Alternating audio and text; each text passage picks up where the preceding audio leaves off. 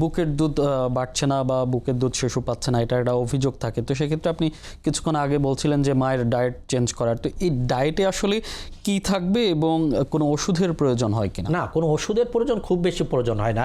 মাকে যদি পর্যাপ্ত পরিমাণে প্রোটিন জাতীয় খাবার, তারপরে বিশেষ করে তরল জাতীয় খাবারের ভিতরে আমরা যদি বাদাম, তারপরে মাছ, মাংস, শাক, সবজি এগুলো যদি খাই, একটু বলা হয় যে টক দই জাতীয় যদি জিনিস খাই, তাহলে কিন্তু সে বুকের দুধটা বাড়বে। আর সবচেয়ে বড় জিনিস যেটা হলো যে আমাদের অধিকাংশ মা কিন্তু বাসায় কর্মক্ষেত্রে কাজ করে, বাসায় কিন্তু একটা ল্যাকটেটিং মাদার কিন্তু বাসায়ও কাজ করে।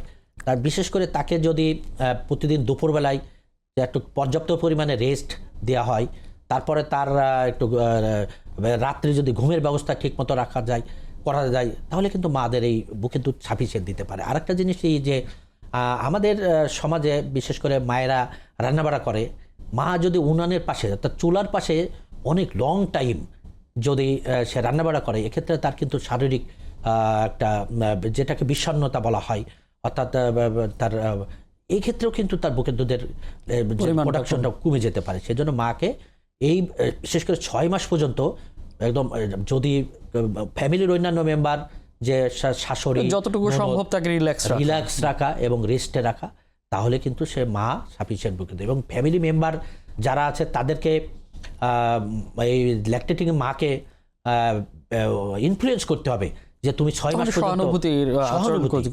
মাস পর্যন্ত তোমাকে বাচ্চাকে বুকের দুধ দিতে হবে, তুমি পারবা। তার ভিতরে একটা কিউরিওসিটি এবং মানসিকভাবে তাকে শক্তি সাপোর্ট দিতে হবে। তাহলে স্যার, এই বিষয়ে যে অভিভাবকদের কথা যেহেতু আসছে, একদম দাদি নানিদের আমরা দেখতাম যে একদম জন্মের পর, আপনি একটু আগেও বলছিলেন যে মধু, মিশ্রি কিংবা সামান্য একটু পানি দিচ্ছে, এটার আসলে কোনো যৌক্তিকতা আছে কিনা? এটার বৈজ্ঞানিক কোনো যৌক্তিকতা নাই। এটা একটা সম্পূর্ণ মিথ, কুসংস্কার যে মধু দিলে তার বাচ্চা পরবর্তীতে মিষ্টি মিষ্টি কথা বলবে, চিনি দিলে, মিষ্টি জাতীয় জিনিস দিলে বাচ্চারা পরবর্তীতে মিষ্টি কথা বলবে। এটা একটা সম্পূর্ণ কুসংস্কার।